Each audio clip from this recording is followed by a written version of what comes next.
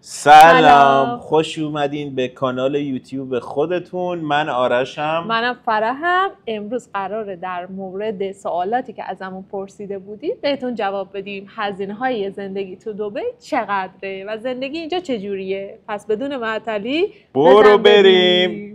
لیست سوالا رو اینجا نوشتم که یادم نره. خب عالی. آرش، اولین سوالی که ازم میپرسن اینه که چجوری بیایم دبی؟ چجوری؟ شما دو تا راه حل دارین که بیاین دبی به صورت قانونی که ویزا داشته باشین.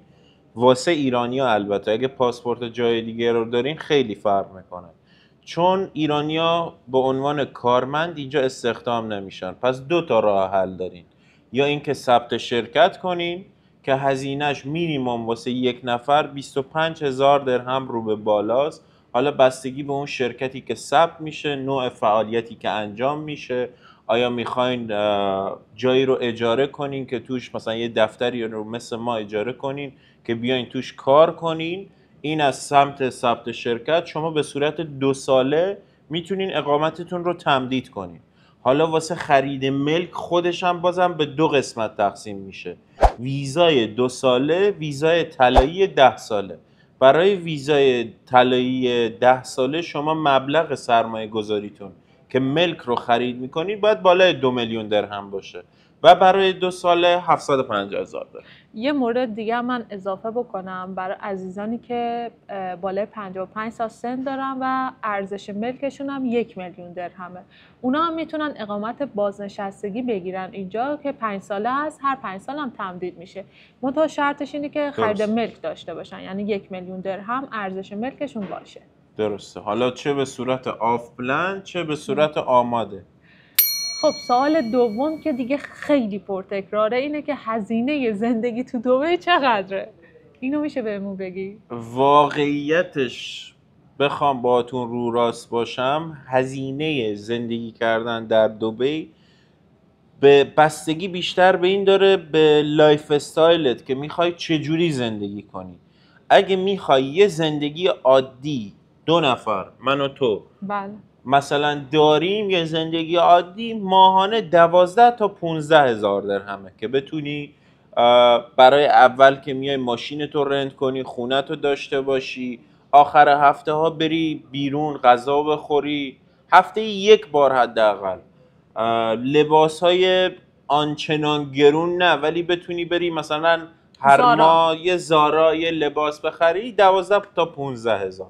15,000 رو به بالا تا 30,000 درهم یه زندگی لوکسی رو میتونی داشته باشی. ولی اگه بیشتر میخوای فوق لوکس باشه که بتونی هر ماه بری یه کیف 30,000 درهمی، یه کیف 20,000 درهمی لویی ویتون، یا حالا این کیفایی که خانوما میخرن. بله، فقط از لحاظ این رو در نظر بگیریم که هیچ ارزشی به اون طرف نمیده و اینا رو میگیرن دستشون که بگن ارزش ما بالاست، که در چنین حالتی من فکر نمی کنم اینجوری باشه.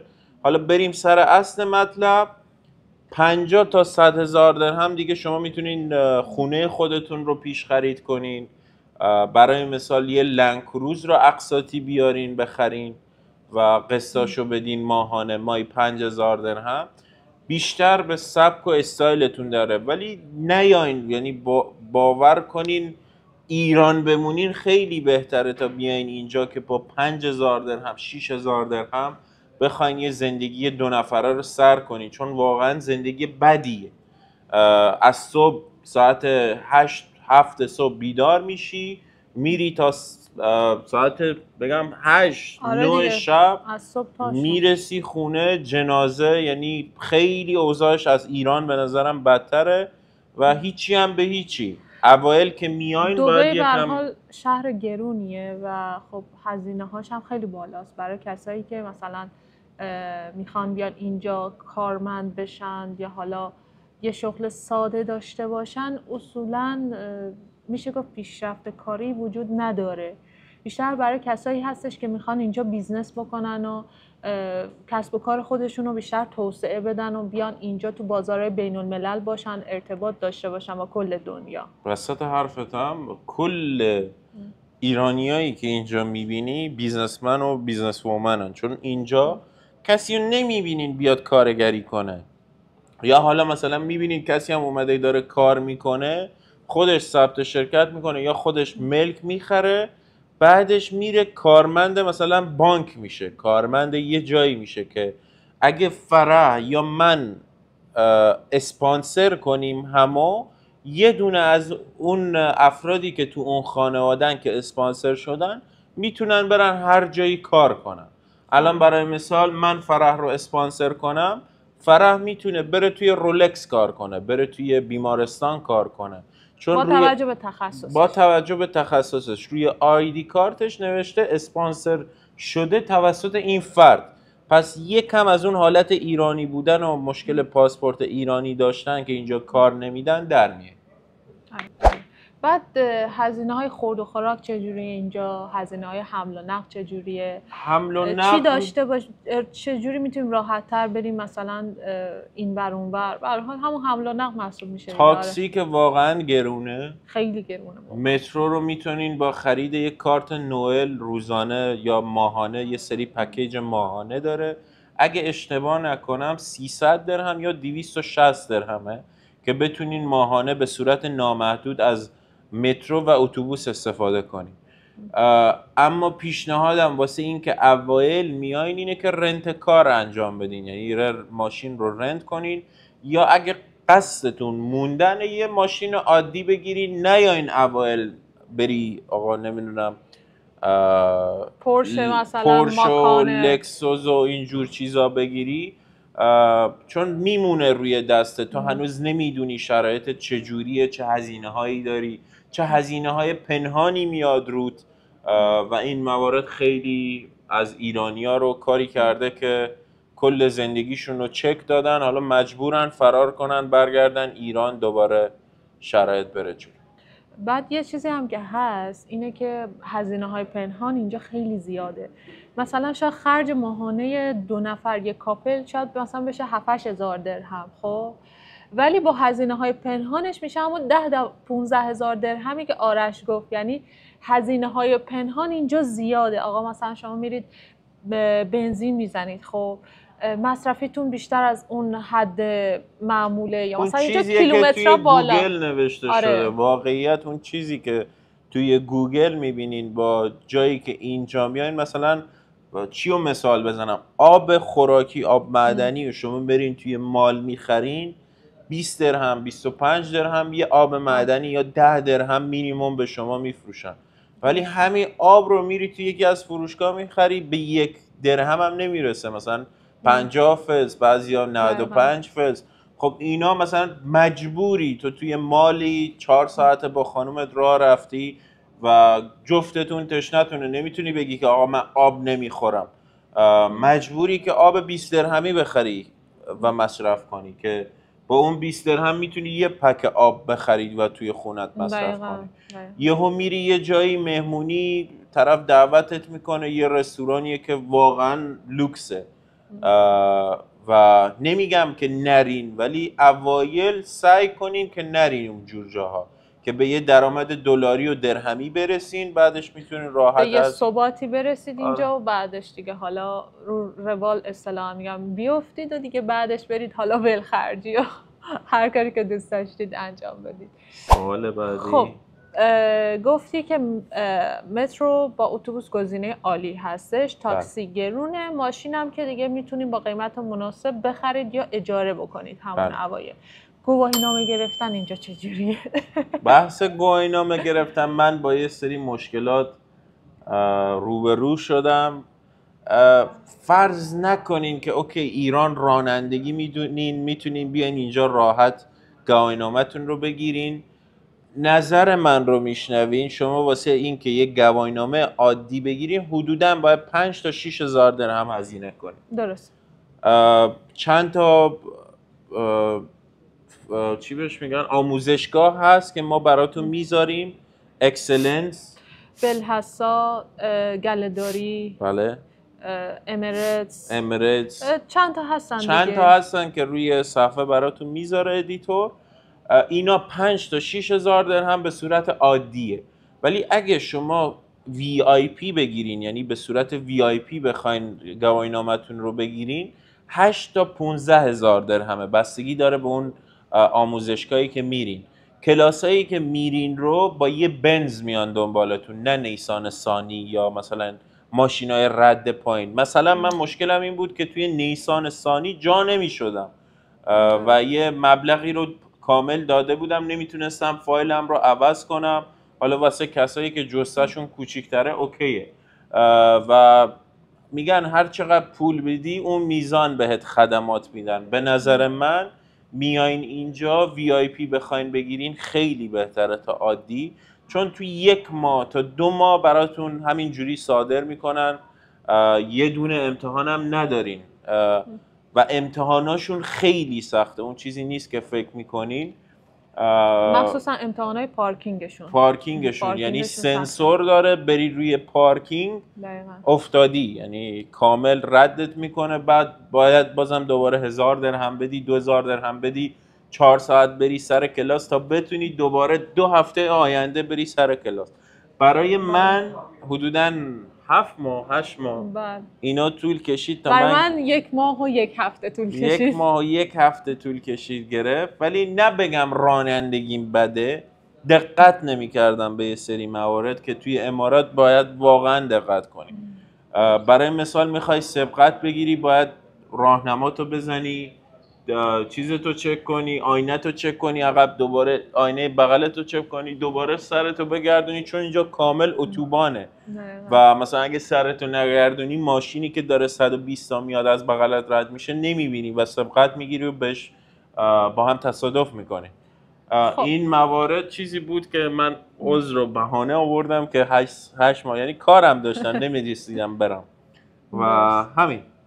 خب سوال بعدی که خیلی ها میپرسن اینه که مثلا فرهنگ اینجا چجوریه؟ فرهنگ عربیه یا فرهنگ غربی اومده؟ بعد اینکه مثلا حتما باید زبان عربی بلد باشیم اینجا، اگر انگلیسی بلد باشیم به کارمون میاد یا به کارمون نمیاد؟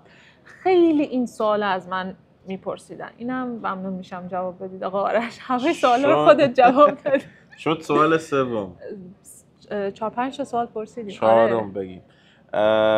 کاملا غلطه شما یعنی اینجا به نظرم زبانی که صحبت میکنین بیشتر انگلیسیه تا عربی، چون نسبت به جمعیت انگلیسیا و اونایی که مهاجرن نسبت به عربا خیلی بیشتره و بیشترشون انگلیسی متوجه میشن. مسلما بعضی جاها اگه بری عین ادارات عربی به کارت میاد که بتونی عربی صحبت کنی، ولی الان مثلا بعضی جاها میریم فرق کامل عربی اماراتی بلده، راحت صحبت میکنه و میتونه بره جلو. بعضی جاها من نمیتونم، متوجه میشم ولی نمیتونم صحبت کنم. عین فارسی صحبت کردن خودمون هست، کلمات مشابهه ولی حالا دیگه صحبت کردنش خیلی سخته از نظر من. ولی از نظر فرد چون تو اون منطقه‌ای که بودن قبلا یاد گرفته و میدونه، اینجام یاد گرفته، نه بگم از قبل میدونسته، رفته کلاس یاد گرفته و راحت مثل خودشون میتونه صحبت کنه. ولی این موردی که شما بگین اینجا باید عربی صحبت کنی، استایل عربی باشی، نه. حتی مثلا توی مالا میری اصلا کسی که آنچنان کسی رو نمیبینین که گذاشته باشن واسه عربی، اول انگلیسی گذاشتن افراد رو، بعدش مثلا یه 2 زبونه عرب گذاشتن که بتونه هم انگلیسی صحبت کنه و هم عربی. خب مرسی از توضیحاتت. حالا در مورد تفریح‌های دبی، اینکه مثلا خب خیلی از ایرانی‌ها سوال میپرسن تفریحات دبی چیه، نایت کلابا کجان، نمیدونم پارتیا کجا برگزار میشه، مثلا امارات کشور اسلامیه، همچین چیزی داره، الکل آزاده، حرامه، چجوریه؟ میشه اینا رو هم یه توضیح بدی؟ حالا من خودم هم یه توضیحاتی اضافه بکنم، اینکه مثلا تفریحات اینجا زیاده، تا دلتون بخواد تفریح داریم ما اینجا. حالا ادامه‌ش هم تا دلتون بخواید تفریح هست، ولی واقعا هزینه برداره. برای مثال بخواین آخر هفته برین یه پارک آبی و بیاین 1000 درهم هزینه میکنین. آخر هفته ها میخواین برین برای 2 نفر بخواین برین یه گلوبال ویلیج رو برگردین 500 تا 600 درهم هزینه تون میشه. بخواین برین یه جت اسکی سوار بشین بغل ساحل بازم 500 600 درهم. پس تا زمانی که پول دارین هیچ موردی نیست، هر کجای دنیا باشین، حتی ایران خودمون هم تا زمانی که پول داشته باشی میتونی همه کاری انجام بدی. ولی این رو بهتون بگم اینجا خیالتون تخت باشه، اصلا جوری نیست که بگین آقا سرم حوصله‌ام سر رفت و اینجا هیچی نداره. کل دنیا دارن جمع میشن میان دبی واسه اون فناوریش، واسه اون اطلاعات جدیدی که اون حس جدیدی که واسه مردمانش مدرنیته‌ای که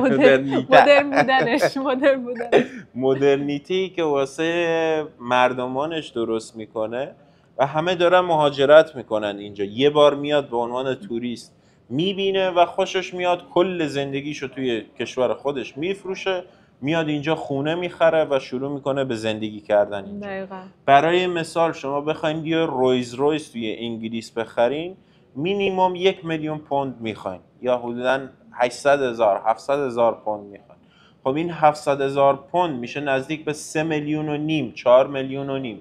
همین رویز رویز رو میتونین اینجا در بازار سکندری با 1,000,000 درهم بخرید، یعنی 1/4 1/3 قیمت.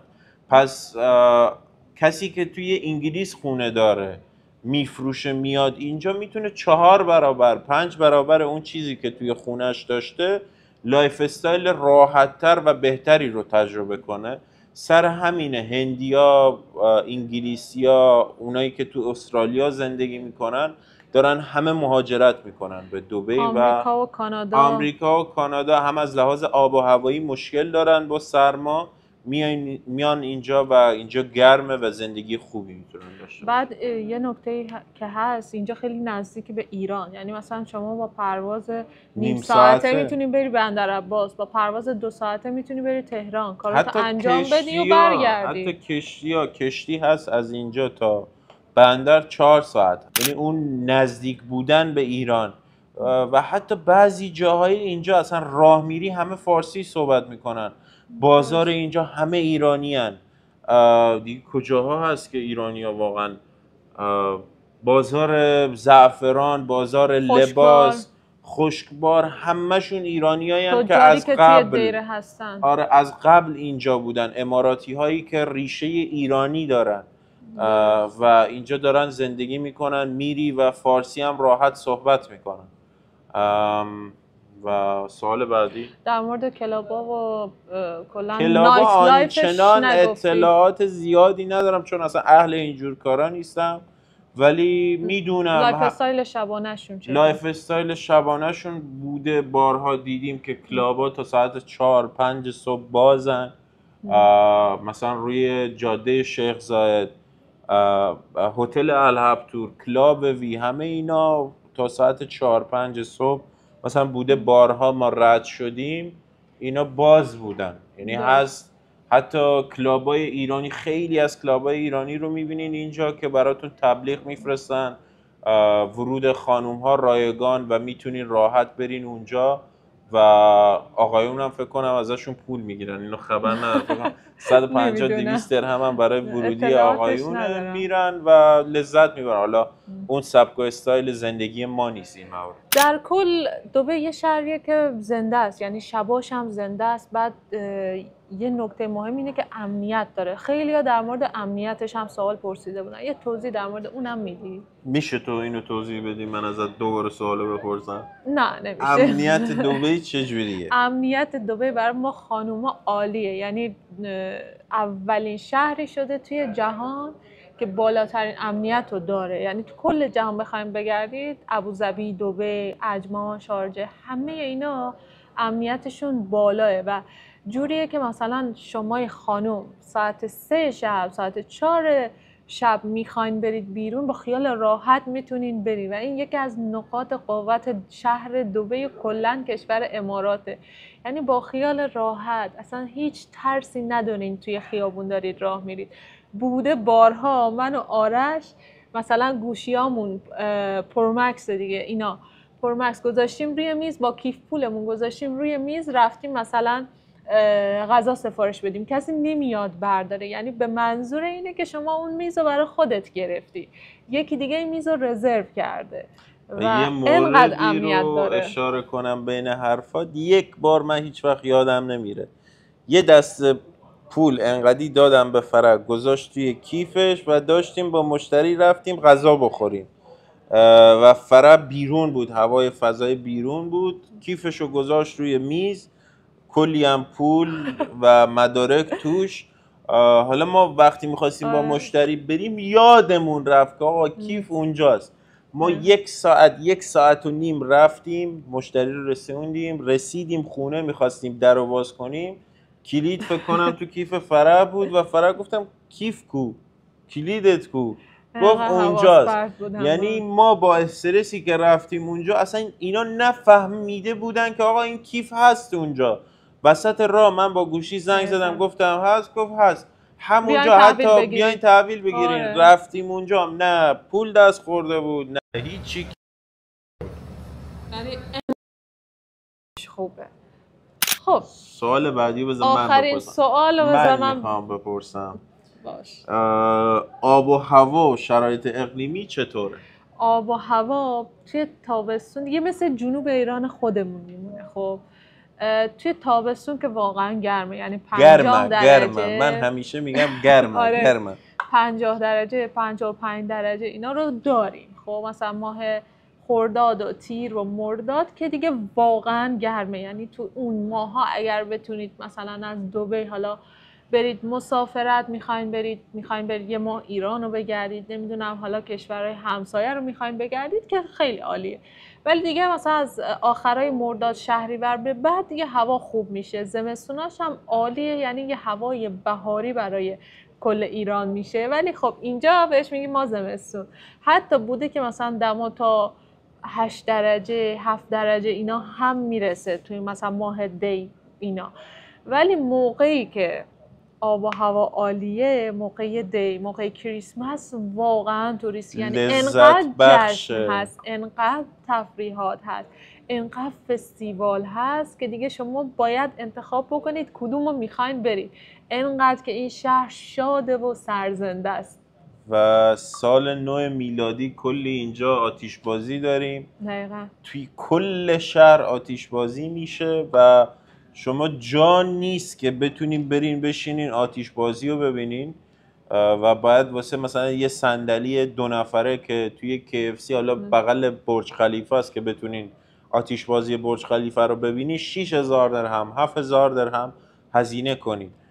میشه رفت بعضی جاها، مثلا ما پارسال رفتیم گلوبال ویلج، ماشینمون رو پارک کردیم بغل اتوبان، کامل گلوبال ویلج کل اونجا رو روشن کرد، لذت بردیم، همه خیلی نشستیم، عالی بود. همیشه این حسا همچین حسایی نیست توی واقعیت ایران.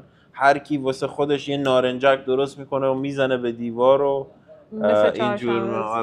اینجا با امنیت کامل برگزار میشه. سوال آخر، یک نفر با خانواده بخواد بیاد اینجا، هزینه مدارس چجوریه؟